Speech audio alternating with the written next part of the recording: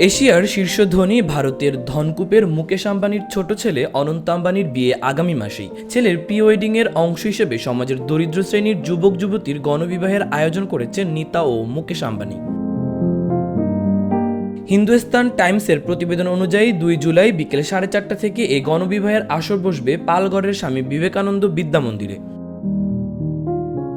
অনন্ত ও রাধিকার বিয়ের প্রথম নিমন্ত্রণপত্রটি মহাদেবকে উৎসর্গ করেছেন মুকেশ পত্নী নীতা। সে কারণেই কাশী বিশ্বনাথ মন্দিরে যান তিনি। তারপর থেকেই শুরু হয়ে গিয়েছে বিয়ের নিমন্ত্রণপত্র অতিথিদের পাঠানোর পালা। সাধারণত বিয়ের প্রথম আমন্ত্রণপত্র ঈশ্বরের কাছেই নিবেদন করেন আম্বানির পরিবার। ছোট ছেলের বিয়ের কার্ড নিবেদন করা হয় কাশীর বিশ্বনাথ মন্দিরের বাবা ভোলানাথকে। 10 বছর পর নীতা গেলেন সেই শহরে।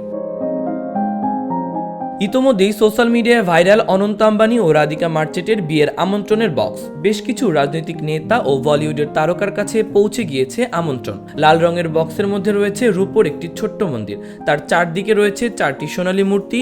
বক্সটি খুললেই বাজবে একটি মনোমুগ্ধকর মিউজিক। সেই মন্দিরের চারদিকে রয়েছে গণেশ, রাধা, কৃষ্ণ, দুর্গা ও লক্ষ্মীর মূর্তি।